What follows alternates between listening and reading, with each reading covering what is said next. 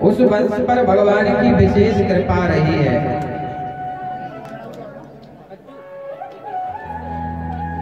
भगवान ने पांडवों को एक क्षण के लिए कभी नहीं छोड़ा, सदैव रहे। जब भगवान द्वारकापुरी के लिए जाने लगे तो कुंती बुआ के पास आए, कहा बुआ मांगो क्या चाहिए। तो कुंती बुआ ने कहा कन्हैया देना है तो एक चीज मुझे दे दे। संसार में कोई नहीं मांग सकता है जो कुंती बुआ ने मांगा है। क्या कर रहे टुक बंद करोगे?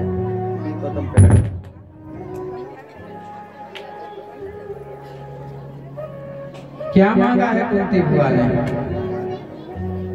विविधा संतुना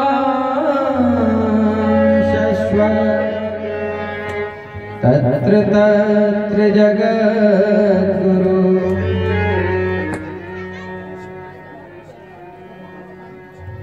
कुंती बुआ भगवान से क्या मांग रही है? दुख। कोई संसार में भगवान से दुख मांगता है? पर भगवान से कुंती बुआ दुख मांग रही है। हे कन्हैया,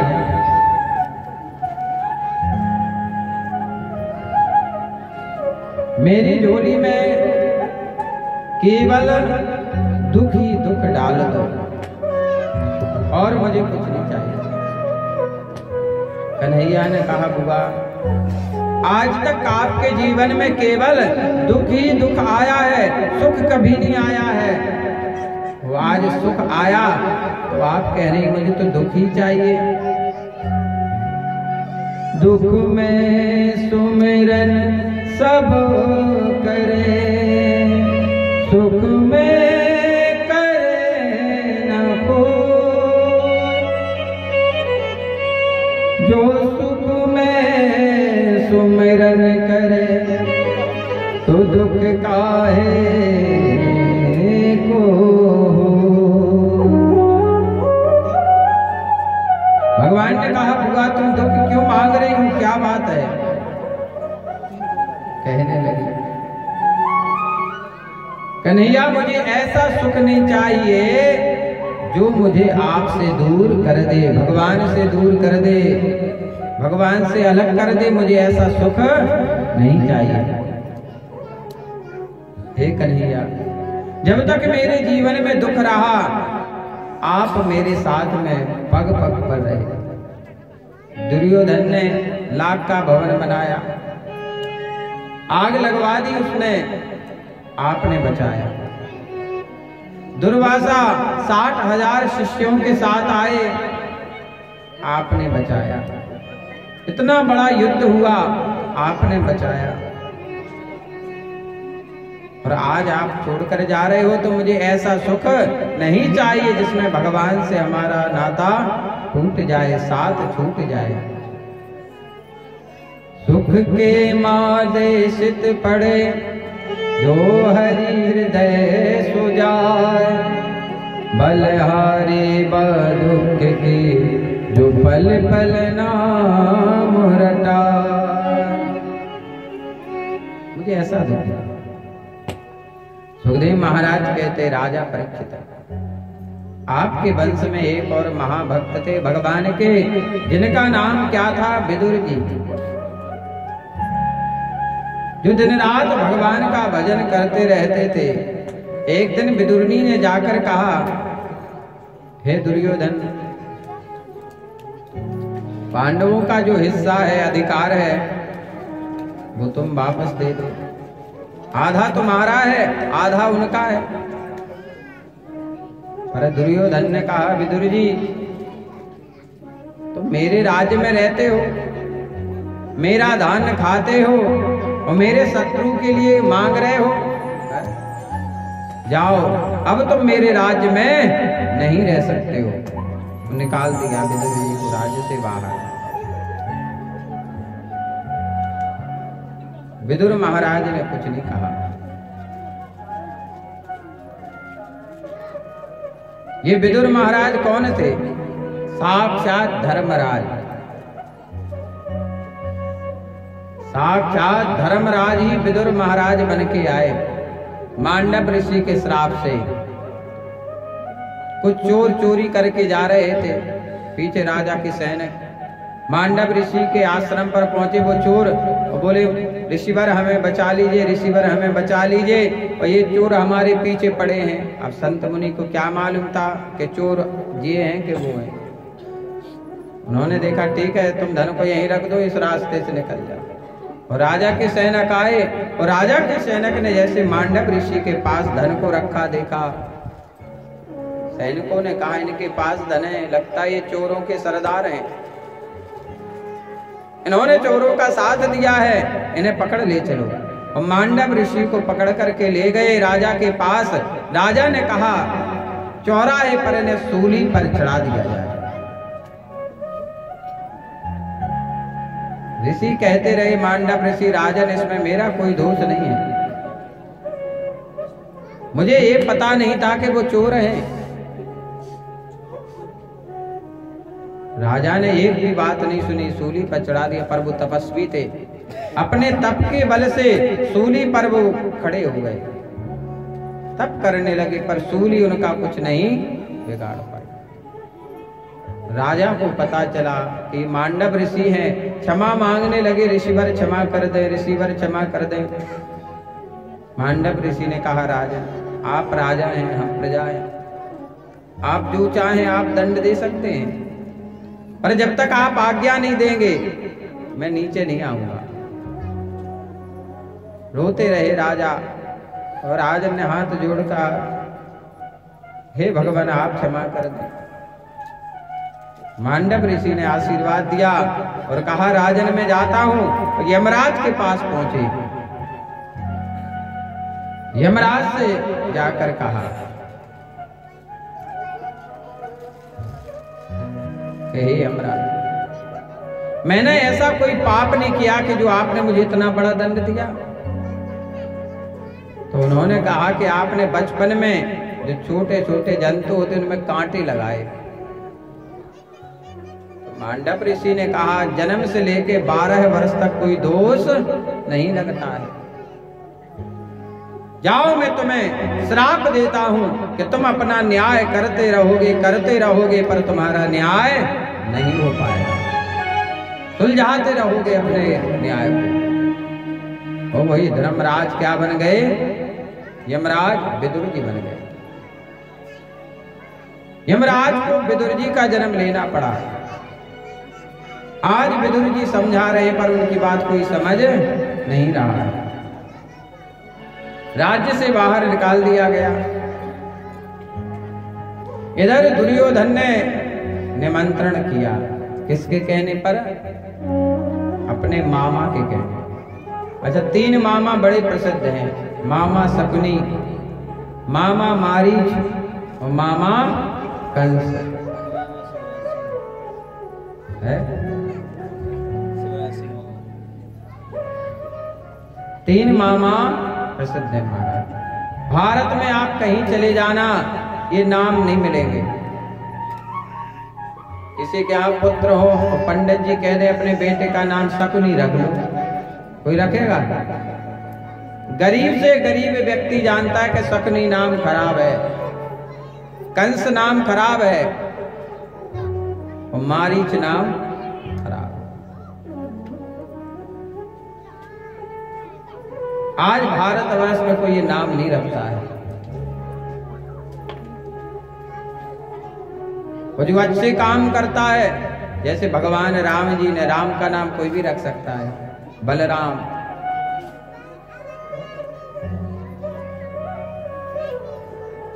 निमंत्रण किया भगवान का कि आप पधारे हस्तिनापुर में।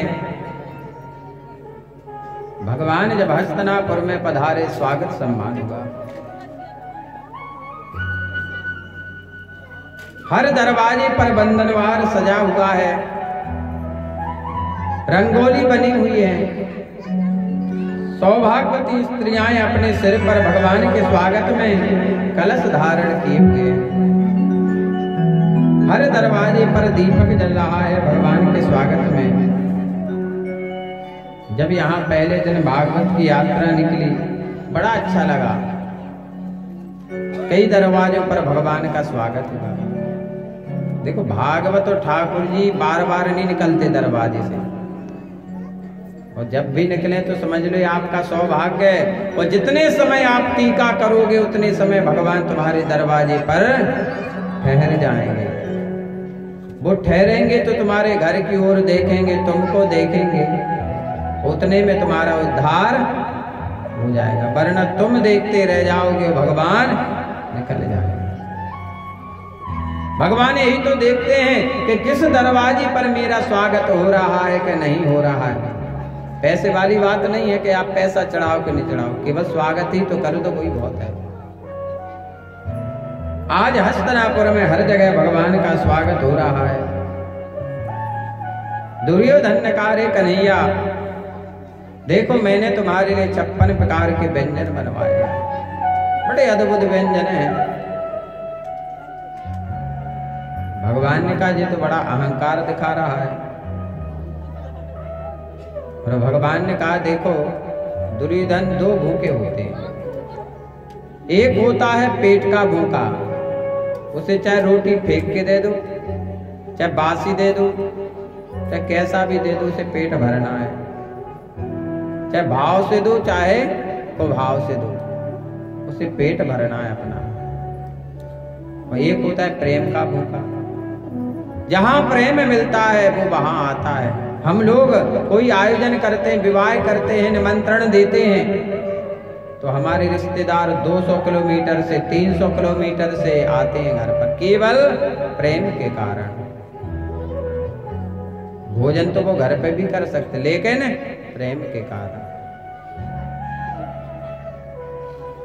तो भगवान ने कहा, मैं हूं प्रेम का भूखा, राम ही केवल प्रेम प्यार। जहां भगवान को प्रेम मिलता है, जिस घर में प्रेम मिलता है, भगवान वहीं ठहर जाते, उसी पर रीझ जाते हैं। और भगवान ने कहा, मेरा निमंत्रण तो विदुर महाराज के यहाँ। और विदुर महाराज उसी भीड़ में खड़े हुए थे। जैसे कानों में सुना, भगवान ने इशारा किया, विदुर जी मैं तो तुम्हारे घर आ रहा हूं। और आज भगवान के जाने के पहले विदुर जी घर पहुंचे। कहा, मृदुला तो आपने सत्य कहा था कि भगवान हमारे घर पधारेंगे, बड़े दयालु हैं, कृपालु हैं। आज सारे आंगन को सजाओ, चौक पुराओ। और कहने लगे,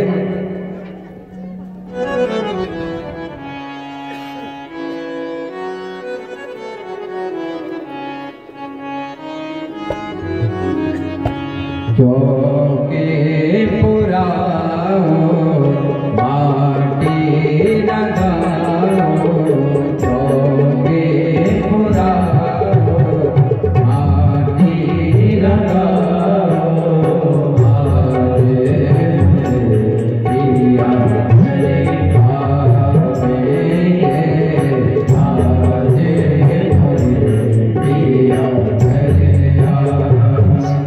तेरी तक मंगल गाओ री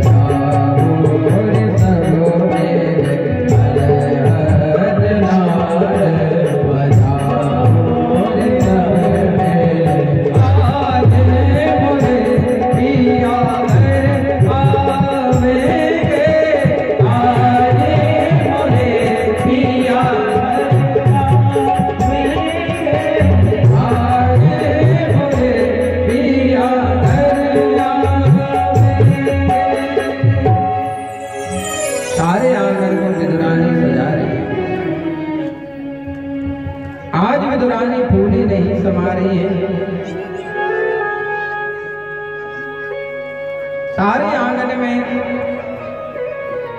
इतनी सुंदर रंगोली बना रही है विदुरानी कि भगवान इन रंगों को देखे तो रंग जिस प्रकार इस रंगोली में भरे हुए उसी प्रकार भगवान में हमारे जीवन में रंग भर दे।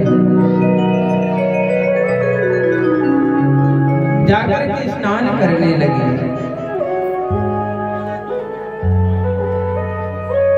इधर भगवान आए, बुआ दरवाजा खोलो, बुआ दरवाजा खोलो, मैं कृष्ण। जैसे कानों में आवाज सुनी विदुरानी ने, मेरा कन्हैया आ गया। उस समय वह स्नान कर रही थी। वैसे ही गीले वस्त्र पहनकर जैसे दरवाजे पर पहुंची और दरवाजे को खोला तो क्या देखा कि सामने द्वारकाधीश कन्हैया खड़े हुए। भगवान ने देखा कि जिस भाव का मैं भूखा हूं वो तो यहां भरा हुआ है।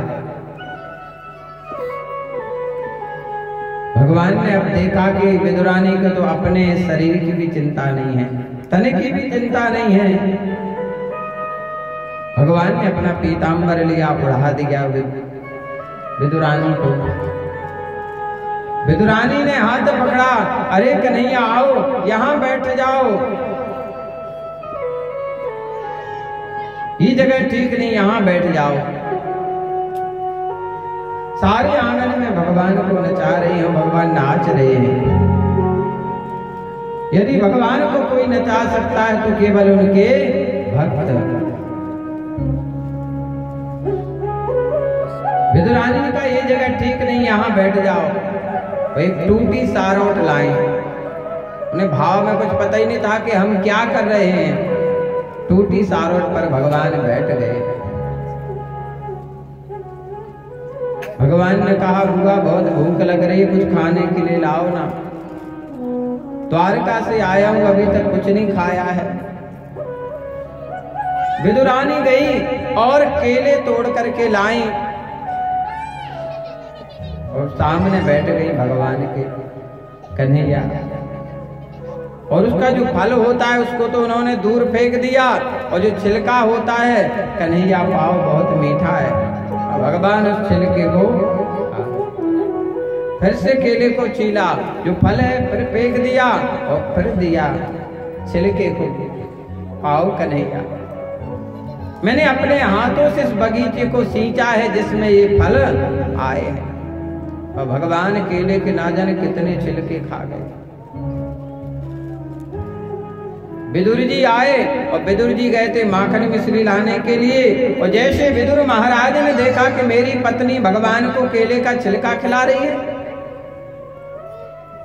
हाथ पकड़ के झकझोर दिया, देवी क्या तुम्हें हो गया है, आखिर तुम्हारा मन कहाँ है? अरे ये भगवान है, द्वारकाधीश कन्हैया है, और तुमने केले के छिलके खिला रही हो जो माखन मिश्री खाते हैं। जैसे देखा, अरे मैं भगवान को छिलका खिला रही थी, मुझे पता भी नहीं। अरे कन्हैया, आप खा रहे थे, आप तो बोल देते, बोले मुझे स्वयं पता नहीं था कि मैं छिलका खा रहा हूं, मुझे तो इतना मीठा लग रहा था, मैं खाता जा रहा था और मां मेरा तो पेट भर गया। सप्तद्वीप नौखंड में भोजन भय अपार, या सबरी या विदुर घर तृप्ति भय दो बार। भगवान को यदि तृप्ति मिली है, भगवान का यदि पेट भरा है तो केवल विदुरानी के केले के छिलकों में, सबरी के बेरों में। न जाने कौन से गुण पर दया निधि जाते हैं, न जाने कौन से गुण पर दया निधि जाते हैं। यही हरि बात कहते हैं, यही सद्गुण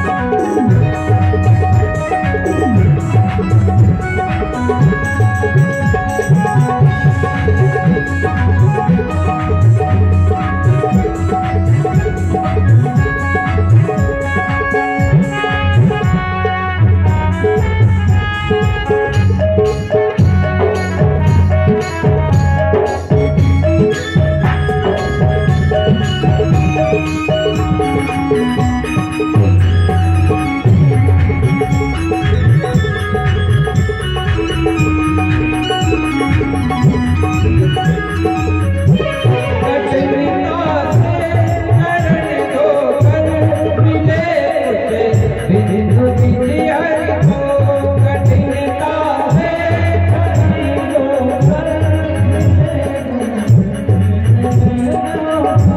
कठिनता से चरण दो मिले कुछ बिंदु विधि हरि को कठिनता से चरण दो मिले कुछ बिंदु विधि हरि को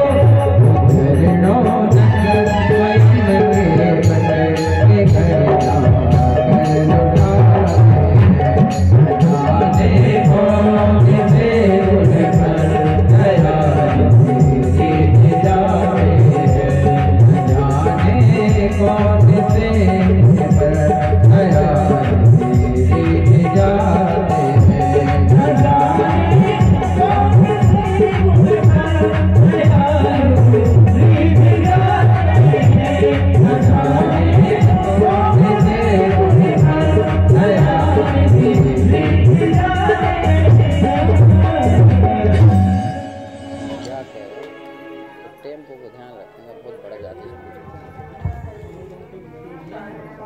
हाँ टेम्पो जैसे जो रिदम चल रही वही रिदम था, तो तुम ध्यान रखा करो।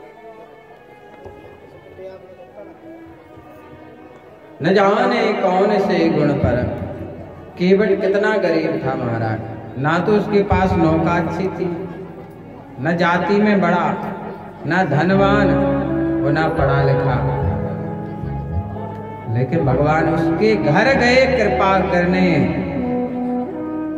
और दोनों चरण, मुझे लगता है इस भारतवर्ष में शायद कोई केवट जैसा भागवान हो कि जिसे भगवान के दोनों चरण मिले। दोनों चरण किसी को नहीं मिले पखारने के लिए। अति आनंद उमग अनुरागा चरण सरोज पखारन लगा। दशरथ महाराज का देहावसान हो गया, भगवान रोए नहीं, पर गीधराज जटायु को गोदी में रख करके रो रहे हैं भगवान। कूटन में कूटी अनेकों है, पर चित्रकूट समकूट नहीं। जूटन में जूट अनेकों है, पर जटा जूट समझूट नहीं। फूटन में फूट अनेकों है, पर भाई जैसी फूट नहीं। लूटन में लूट अनेकों है, पर राम नाम जैसी लूट नहीं। जटायु जैसा कोई भागवान पक्षी भी नहीं है। पिता का संस्कार नहीं किया, पर जटायु का भगवान संस्कार कर रहे हैं, रो रहे हैं। दुर्योधन के भगवान ने 56 मेवा त्याग दी और विदुर के घर में केले के छिलके।